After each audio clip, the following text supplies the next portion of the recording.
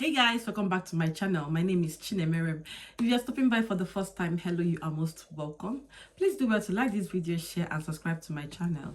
And if you are a returning subscriber, you are amazing. Thank you for coming back. So for international students, I just want to bring to you guys notice, in case you don't know, this student was sent an email that his citizenship has been withdrawn from the university, and what that means is that he's likely to go back home to Nigeria. Just for a mistake, the guy was not aware that this is how this thing works. So you guys, I don't know if you people know about it.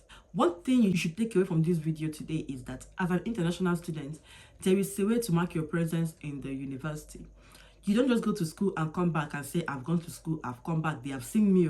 They have seen you, but did you register your presence in school that they have seen you? This is one mistake this guy did. Let me tell you his own story. So this guy, he's an international student. You know, if the school allows you to pay on installment basis, they'll map out a plan on how you will pay it. And if you miss your deadline, they will send you a letter, they will send you another letter, a follow-up letter, and you know. So this guy was sent that letter that he has passed his deadline, and if he doesn't act on it, that they will report him to home office and blah blah blah. You know, there are threat messages. You know how that can be.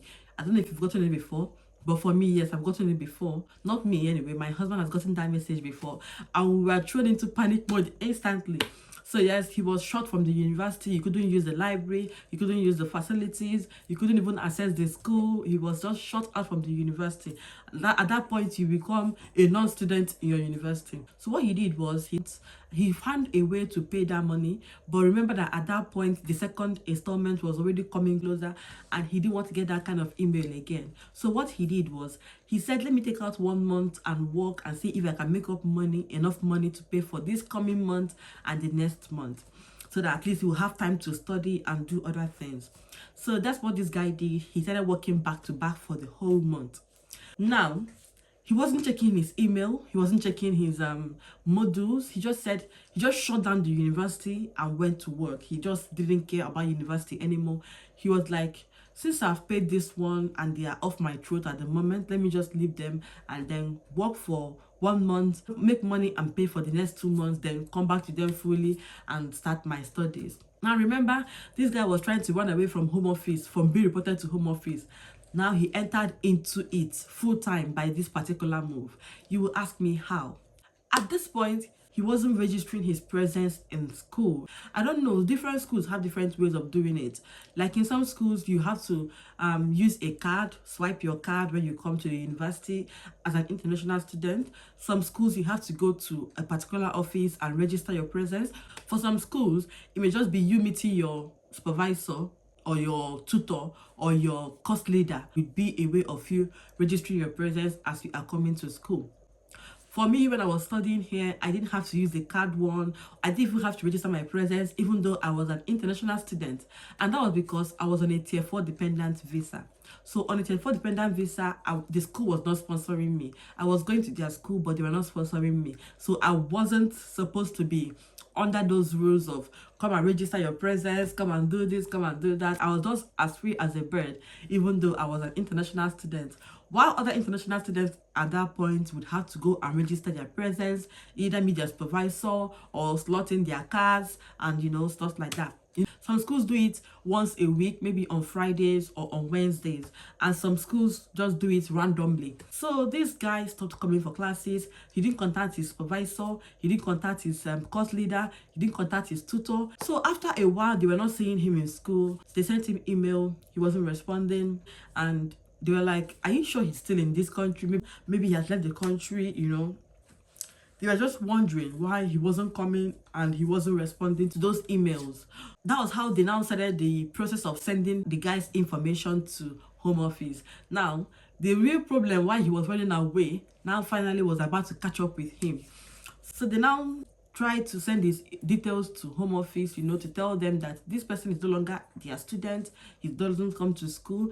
As an international student, if you don't come, they have the right to do that because they are your sponsor. So after drafting this email, they sent a copy of this email to this guy's tutor. Luckily for this guy, his tutor was not happy with that particular email.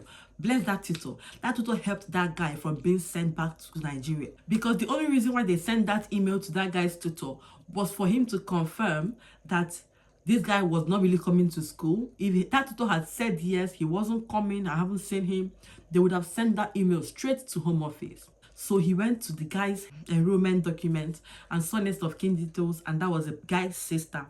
So he called the guy's sister, and the guy's sister, you know how the guy's sister, you know how ladies do. The guy's sister was like, "Who are you? Why are you calling me? Blah blah blah blah blah," and all. So the tutor said, "I'm your brother's tutor. Your brother is about to be sent back to Nigeria if he doesn't call me back now. Come and say panic."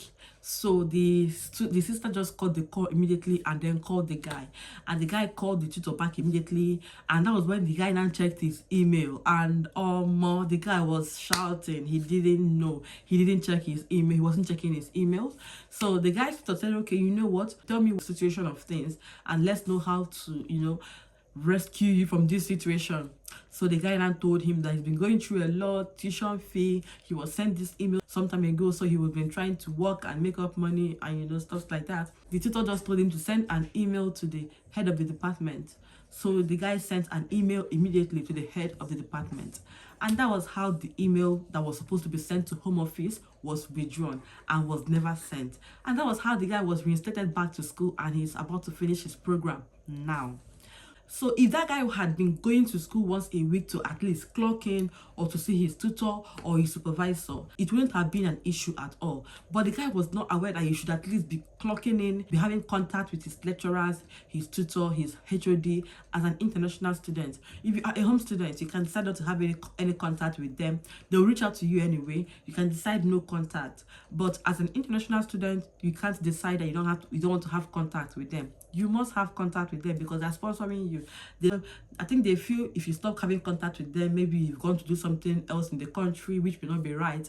So that's why they always say you have to keep contact, keep in touch. As an international student, it is not your job to find out how your own school does this keeping in touch. Is it through clocking in, or is it through seeing your HOD, your tutor, your lecturers? Is that how you do it? Or is it by taking attendance in the classroom? How do they do it in your school? It is your own job to find that out and make sure you are not missing it. You should clock in at least once every week, whether by writing attendance, by clocking in using a card, or by seeing your lecturer, your tutor, and whoever. You should endeavor to register your presence at least once a week in your university.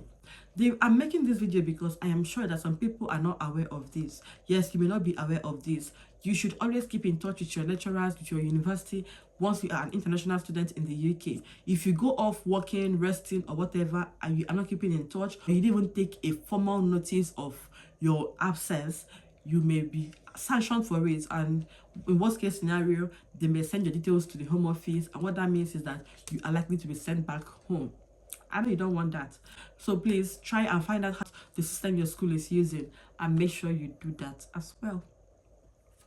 Now you guys, that's about this video. Please keep winning and keep winning. Don't get sent back for nothing, I beg. That's about this video. I thought I should bring it to you guys' notice. Until I see you again in the next video, don't forget to like, share, and subscribe to my channel. Do take care, stay safe, and bye.